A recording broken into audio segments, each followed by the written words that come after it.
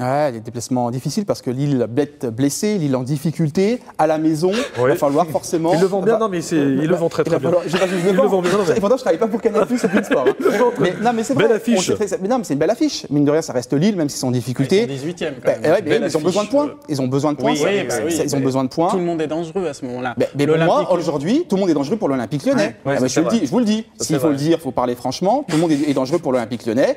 Sur le papier, mathématiquement, bien évidemment, on se dit que c'est jouable, l'objectif demandé, souhaité par Jean-Michel Aulas. Mais on sait très bien que ça va être compliqué, il va falloir engranger les points. Et on l'a vu face à Bastia, et je te laisse la parole. Non, mais après, c'est vrai qu'un petit peu, on regardait le calendrier jusqu'à la trêve hivernale et on se rendait compte que Lyon allait affronter Paris Saint-Germain à domicile et Monaco à l'extérieur. C'était en gros les deux grosses affiches jusqu'à la trêve. Et on se disait qu'à part ça, Lyon affronte des équipes plutôt, on va dire, moyennes pour être gentil.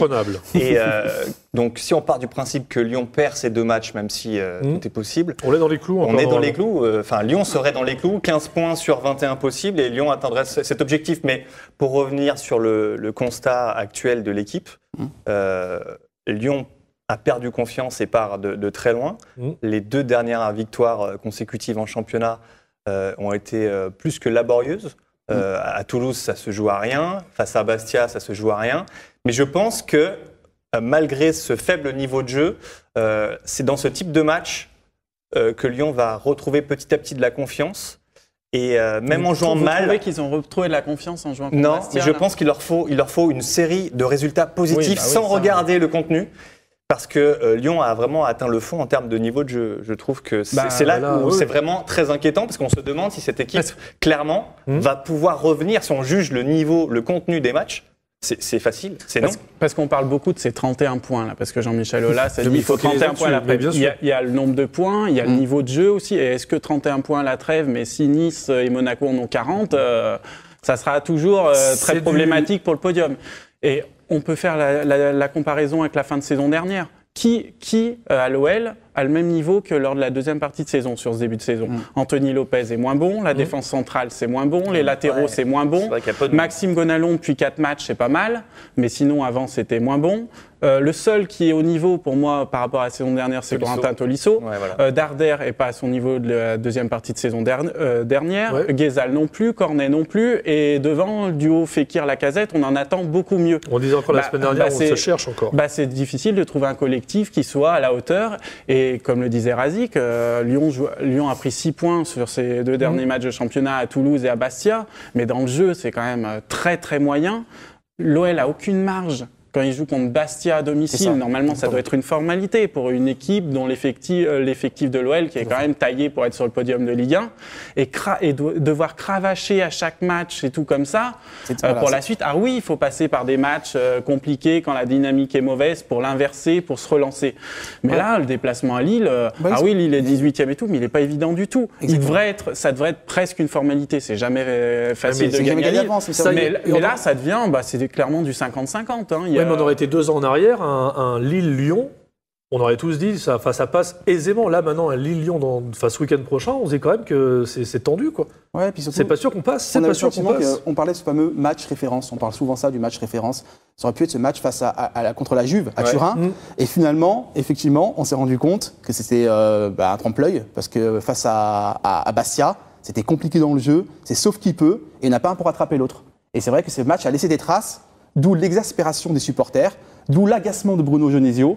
Alors ils ont eu le temps, il y a une trêve internationale pour travailler, mais on verra effectivement à Lille comment ça va se passer. Mais c'est vrai que on est toujours inquiet en fait. Et c'est vrai que c'est compliqué aujourd'hui de sortir un joueur du lot et se dire on a des tauliers, il y a 2-3 joueurs entre guillemets qui peuvent tirer l'équipe vers le haut. C'est vrai que c'est très compliqué. Et justement parlant de travail, après Anthony, je te laisse la parole. Juste signer le retour à l'entraînement aujourd'hui de Valbuena, de Rébus, de Perrin et de Guézal. Oui, c'est vrai que Rachid Guézal qui s'était blessé, ça fait du bien de les revoir à l'entraînement. Blessure à l'aine et finalement c'est moins grave que prévu. Il postule en tout cas. Que ce soit Rachid Guézal ou que ce soit Mathieu Valbuena pour le déplacement à Lille vendredi. Et on rappelle que Fekir sera suspendu, c'est bien ça, tout à fait. Sur ce déplacement, ce qui change pas mal de choses, même si c'est vrai que Fekir a un petit peu de mal en ce moment. Les motifs d'espoir au niveau de l'Olympique Lyonnais, c'est de voir que Rachid Guézal revient bien, et c'était peut-être le meilleur joueur face à Bastia jusqu'à sa sortie sur blessure.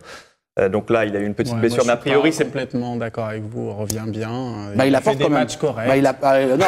C'est pas. Ça vient vraiment de la place en fait. Je crois vraiment. Il est médisant. Il est médisant. Non, mais bon, c'est pas non plus extraordinaire, quoi. Il fait des prestations. Il revient. Un joueur qui revient de blessure. Il a quand même créé beaucoup de décalage. C'est le joueur. J'essaie d'être juste. Non, mais si tu revois le résumé du match Lyon-Bastia, même si c'était. Enfin, c'est difficile de se remettre ce type de résumé, mais c'est lui qui est à l'origine de toutes les occasions chaudes de l'Olympique Lyonnais. Donc, je pense qu'il revient bien. Lacazette, on va dire qu'il a mangé son pain noir. La blessure est derrière lui. Petit à petit, il a retrouvé du rythme, et je pense qu'on va aller vers le mieux. Je pense qu'il y a pas mal de joueurs clés de l'OL qui ont eu un frein avec des blessures qui petit à petit retrouvent leur niveau. Donc voilà. Il faut aussi retrouver un collectif. C'est plus ça. Être une machine, qu'au milieu de terrain, l'OL prenne le dessus sur ses adversaires. C'est plus ça le problème. C'est plus le cas collectivement. C'est collectivement. Alors on a dit dans les semaines précédentes que c'était un problème de mental, non pas un problème de schéma, parce que Genesio faisait ce qu'il pouvait par rapport à l'infirmerie. Aujourd'hui, on n'est pas des, mais qu'est-ce qu'il pourrait faire aujourd'hui? Alors je vais nuancer un petit peu ce que je vous ai vu, parce que je vous suis sur Twitter. Parce qu'il est sur Twitter, le garçon quand même. Animateur présent sur Twitter. Faut le suivre. Il essaie de dire des choses intelligentes, il n'arrive pas tout le temps. Il a 50 ou 100 followers. Bon, il est un peu has-been, comme dirait Jean-Michel Aulas, mais en tout cas, il est sur Twitter. Pourquoi, Razik? Pourquoi ça commençait tellement bien? Non, mais je me rappelle plus ce que je voulais dire. On parlait du schéma tactique, on parlait du mental. Pas uniquement, en fait. C'est-à-dire le schéma tactique est important. Il n'y a pas que ça, il y a l'animation aussi, il y a le mental, mais c'est un tout. Il faut aussi un collectif, il faut des joueurs aussi individuellement qui soient au niveau. Donc c'est un tout. Voilà, donc ma question était, aujourd'hui, qu'est-ce qu'on pourrait faire, qu'est-ce qu'on pourrait conseiller, entre guillemets, si on était des bons conseillers, pour que le match contre Lille se passe bien, qu'on retrouve un bloc de jeu, une harmonie, qu'un Fekir, Lacazette se retrouve, pas sur ce match-là, mais pour les prochains. Retenir les leçons de Bastia. Je pense que je l'espère en tout cas en tant que professionnel, c'est se remettre en question. Aujourd'hui, tu dois te remettre en question individuellement et collectivement, effectivement, au niveau du plan de jeu, au niveau du bloc équipe. C'est que lorsque tu visionnes, je ne sais pas si vous avez tous revisionné le match face à Bastia, mais c'est terrible. C'est vrai que c'est terrible lorsque tu vois le niveau des joueurs, c'est affligeant. C'est terrible d'avoir payé pour ça, sincèrement.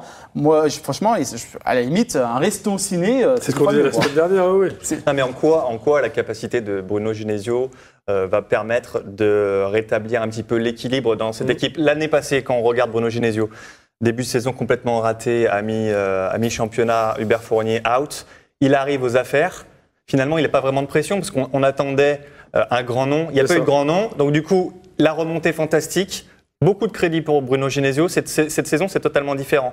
Cette fois, c'est lui qui est responsable avec ses joueurs du début de saison moyen. Et c'est maintenant à lui de redresser la barre. Et je pense que là, il n'a pas la même pression sur les épaules parce que là, on l'attend au tournant. La question est-il pas un peu trop proche de ses joueurs? Ça, c'est un débat qui revient souvent. Parce qu'on a évoqué la semaine dernière. On sent que là, en tout cas, il a envie de resserrer les boulons. Et là, on va le voir justement si son management avec les joueurs, en serrant les boulons, a un effet positif sur les résultats à venir. Il est en feu en tenue de force. J'ai l'impression que ces deux places là, ces deux places qui on lâche rien sur ces deux places. Il y a quelque chose avec ces places. Non, mais ce qui est intéressant à noter par rapport à Bruno Genesio, c'est qu'il a totalement changé son attitude là. Jusqu'à présent, il protégeait ses joueurs presque trop.